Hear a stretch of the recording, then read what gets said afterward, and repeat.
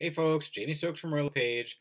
I want to do a video tonight discussing what's going on in the Toronto housing market, specifically GTA, which is not just Toronto but surrounding area. So we know a lot of the top banks have already jumped on saying that we're expecting things to continue to decrease house prices. Housing market's going down at a pretty quick pace. So the gains that we've got from the past several months or the past year even have pretty much gone down the toilet. These price gains we knew they could not sustain themselves. The banks are lending out money to buy houses on incredibly low interest rates. The interest rates have gone up about 2.5%. On top of this, the cost of living, I keep mentioning this in my videos, this is going to make housing more unaffordable for Canadians because the cost of absolutely everything across the board has increased significantly. This is food, gas, cell phone bills. We have interest payments on credit cards or anything like that if we carry a balance. Food, if I didn't mention that, food has gone up significantly. Utilities are another thing. All of my utilities have gone up about 50%. And I know I'm not the only one because I discussed this with my dad and he said the same thing. So we know that utilities have gone up quite a bit as well. If the government's going to make any rebates, the utility companies are going to add another surcharge or fee in there to knock those out of the park. And then here we are. We have, these executives at these utility companies making incredible pay and incredible bonuses. Regardless, the GTA market is still going down. I made a video about this previously, and all of the major banks pretty much have jumped on board saying the same thing. We're expecting incredible price drops. So TD Economics has said that they're expecting by 2023 that housing prices will have dropped by 25%. So that's pretty significant, 25%. Obviously, interest rates are a little bit higher. So things with the cost of living and that, like I mentioned, things are going to continue to be more unaffordable. This is going to make it so people can't buy houses, and it's going to drive the prices of housing down.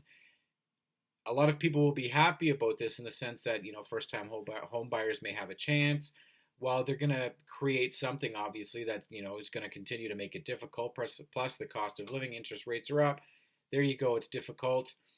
Now, when you get into lower priced houses that typically first-time home buyers can afford, you're competing against a bunch of different people. You're competing against flippers, realtors, mortgage agents, people who investment properties, things like this. So it's really difficult when you're a first-time home buyer trying to make it and buy your first property in the GTA housing market.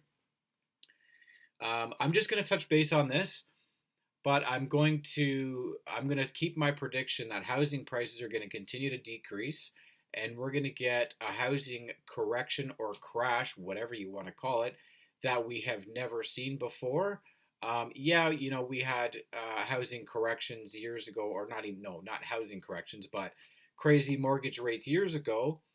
And all these old school realtors that have been in the biz for 30 years, whatever, they're talking about 30, 40, 50 years. They're talking about, we had this back in the 80s or whatever, and they're saying, our interest rates were like 12%, 15%, 18%, whatever. Okay, but your income was also much higher in comparison to the cost of housing. Houses were cheaper. The comparison between the income to housing affordability was much different.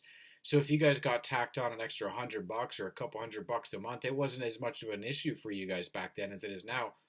Everybody these days, through probably not much fault of their own, just because the cost of living is so expensive, our debt to income ratio is much, much higher. And that it doesn't matter if you're a senior, if you are, a baby boomer, Gen X, Gen Z, whatever, it doesn't matter. Everybody has debt these days, incredibly higher back to what debt was back then. So if you want to use the argument that, well, that's because you millennials these days are eating avocado toast or some shit like that. That's definitely not the case.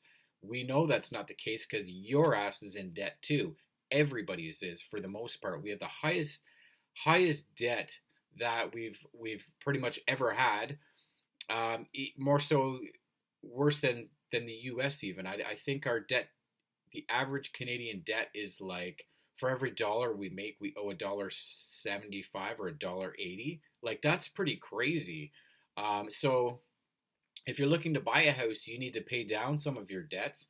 Yeah, you can cut corners on food and things like this. You don't need to go out and buy fancy foods. You don't need to, go out clubbing or partying. And I'm not saying everybody does because I do that very rarely myself. It's nice to get out once in a while. There's no point in living if you don't get to enjoy anything. So, but be smart. You don't need to go out and spend $200 on parking and drinks and food afterwards or whatever. Live within your means more or less as best you can. The more sacrifices you make, the more likely you are to end up being able to save for a down payment for a house. And watch my video on deposits for houses so you can understand that a little bit better as well.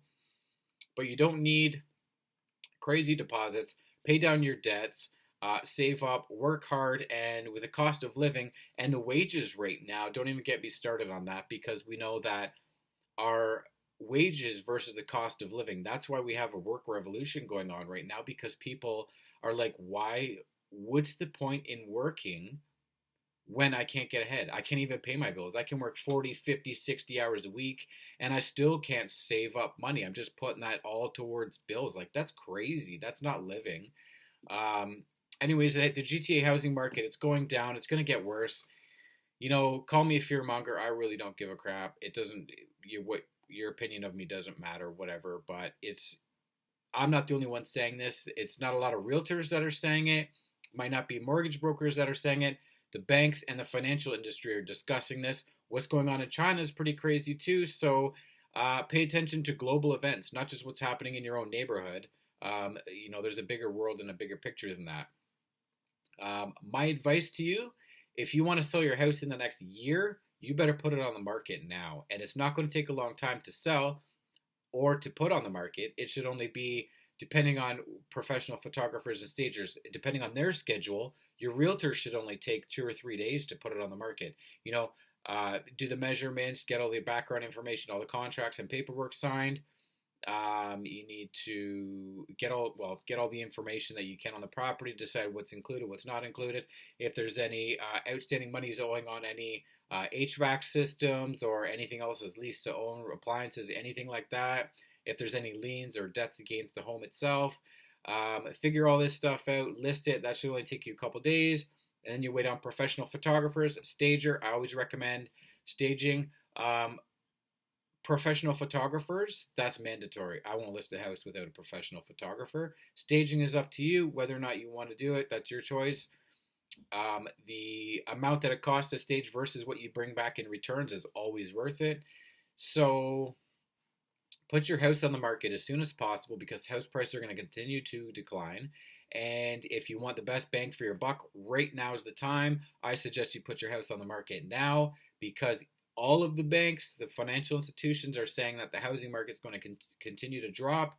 I've made videos in the past about first-time home buyers and things like this. I also want you guys to check out, if you are a first-time home buyer, I want you to check out my video in regards to vendor take-back mortgages. I've got some other gems there. Vendor take-back mortgages are a wicked deal. A lot of people aren't aware of them. Realtors are not. The newer realtors that have been in the business probably for, 10 years or something like that, probably never even heard of a vendor take-back mortgage. So I'm going to ask everybody to like my video. Please like it. Please subscribe. And if you find any of my videos helpful, check out my other videos on my YouTube channel, Jamie Stokes Real Estate. Like, share, subscribe. Please, I would very much appreciate it. And I'll see you on the next video. Take care for now.